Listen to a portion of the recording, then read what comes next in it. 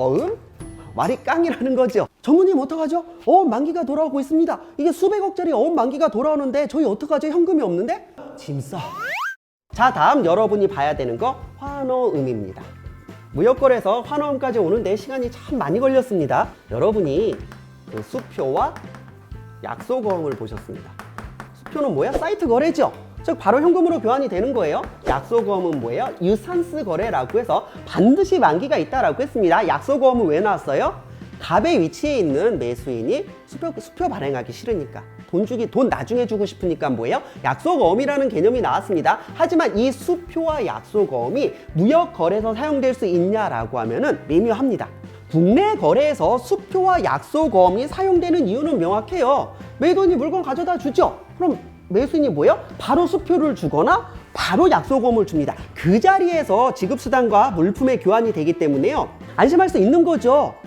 아니 매도인이 물품을 갖다 줬는데 매수인이 뭐예요? 수표 내일 줄게요, 약속어음 내일 줄게요 라고 하면 굉장히 불안하지 않을까요? 국내 거래는 당사자가 직접 만나서 거래를 하기 때문에 수표와 약속어음이 사용될 수 있습니다. 하지만 무역 거래는 달라요.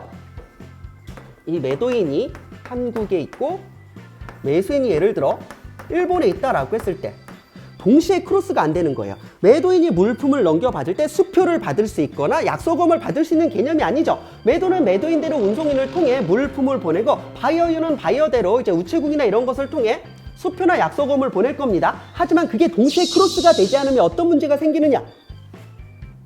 매도인이 물품을 보냈다고 해서 이제 바이어의 입장에서 그럼 수표나 약속어음을 발송해야지 라고 생각을 하고 있는데 물품이 먼저 도착했어. 난 아직 수표랑 약속어음을 안 보내줬는데 물품이 나한테 도착한 거야. 흔들리는 이마. 흔들리는 거죠. 그럼 뭐야? 물건 갖고 튀는 거예요. 뭐 한다고 돈을 줘? 매도인의 입장도 그렇습니다. 내가 막 물품을 보내주려고 하는데 뭐예요? 이 매수인의 수표나 약속어음이 먼저 도착했어. 나 아직 물품 안 보냈는데. 그럼 뭐예요? 튀는 거죠. 물품 보내주기 싫어. 이미 돈이 도착했어. 사람의 마음은 그렇게 흔들린다는 거거든요. 자, 그래서 국내 거래는요, 물품이 이동을 하고 지급수단이 동시에 크로스되는 국내 거래와는 다르기 때문에 수표나 약속어음이 사용되기가 쉽지 않다. 자, 그래서 나온 게 뭐예요? 환어음입니다. 어음은 어음인데 흔히 우리가 말하는 어음이라고 하면 약속어음을 말하고요. 환어음은 무역거래에서 많이 사용됩니다. 자, 그래서 매도인이 매수인한테 물품을 보내면서 뭐예요? 청구서를 같이 보내는 겁니다. 이 청구서는 뭐예요? 즉시 돈을 주십시오라던가 만기가 되면 돈을 주십시오라는 청구서를 같이 보냅니다. 자, 그래서 매도인이요, 물품과 대금 청구서를 같이 보내는 것이 환어음입니다. 약속어음과 환어음의 차이점이라고 하면 이동 방향이 다른 거예요. 약속어음은 뭐예요? 매수인의 입장에서 즉 돈을 줘야 될 자가 주겠다고 약속을 하는 거죠. 하지만 환어음은 뭐예요? 매도인의 입장에서 돈을 받아야 될 자가 돈을 달라고 청구하는 개념입니다. 생각을 해보세요. 약속어음이 법적으로 효력이 발생하는 이유는 뭡니까? 돈을 줘야 될 자가 주겠다고 약속을 하면서 서명까지 했기 때문에 뭐예요? 법적으로 효력이 발생하죠. 하지만 환어음이 그 자체로 효력이 발생할 수 있을까요? 환어음은 돈을 받아야 될 자가 달라고 청구하는 개념입니다. 그 자체로 효력이 발생하지 않습니다. 보이스피싱이랑 뭐가 달라요? 밑도 끝도 없이 돈 달라는 거잖아요. 그럼에도 불구하고 환어음이 무역거래에서 사용될 수 있는 이유는 무엇이냐? 이 권리증권 때문에 그렇습니다. 이 권리증권은 기본적으로 선화증권을 의미하고요. 선화증권은 뭐라고 했습니까? BL이라고 표현합니다. 물론 이 선화증권 즉 BL에 대해서도 저희가 양식에 대한 그 상세한 설명을 해드릴 거예요. 무역하는 사람은 이 BL 즉 선화증권 없이는 무역이 이루어질 수 없거든요. 자, 그러면 이 권리증권 즉 선화증권을 BL이라고 하고 BL을 권리증권이라고 하는데 도대체 뭐냐? 이 권리증권은 물품의 소유권을 의미합니다. 즉 서류 한 장이거든요. 집문서 같은 거예요. 이 서류를 갖고 있는 사람은 그 물품의 소유권을 가지고 있는 것과 동일하다는 겁니다. 즉 이 권리증권, 이 선화증권을 들고 있는 사람이 뭐예요? 운송인한테 찾아가서 내 물건을 달라고 요구할 수 있는 권리라는 겁니다. 그래서 권리증권은 물품의 소유권, 즉 집문서 같은 것을 말하는구나. 자, 그래서 매도인이 매수인한테 물품은 직접 발송하면서 뭐예요? 권리증권 아직 내가 갖고 있습니다. 즉 물건은 이쪽으로 도착했지만 뭐예요? 권리증권, 즉 BL은 매도인이 가지고 있죠. 그럼 매수인은 물건 못 찾습니다. 눈앞에 물건이 있음에도 불구하고 뭐예요?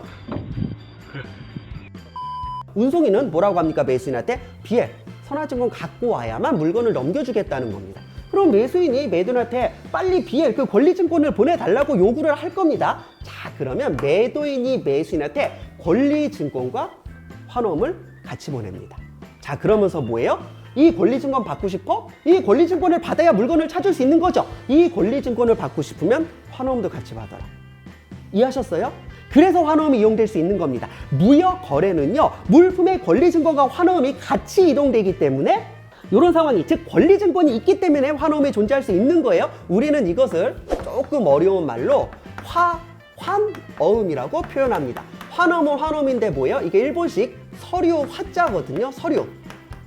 즉 권리증권과 환어음이 같이 이동된다라는 겁니다. 그럼 이 매수인은요, 대금 지급을 하고 이제 서류를 인수하면 되는 겁니다. 즉 일란불 환어음일 때는 뭐예요? 돈을 줘야만 이 권리증권을 받을 수가 있는 겁니다. 환어음은 둘 중 하나입니다. 수표가 무조건 사이트 거래고요. 약소보험이 무조건 유산스 기한부 거래였다라고 하면 환어음은 당사자 합의에 위하여 사이트로 발행할 수도 있고요. 유산스 기한부로 발행할 수도 있습니다. 참고로 빌 오브 익스체인지와 드래프트는 같은 말입니다. 둘 다 환어음이에요. 그럼 기한부 환어음은 무엇이냐? 권리증권과 환어음을 같이 보내면 이 매수인이요, 환어음에 대해서 뭐예요?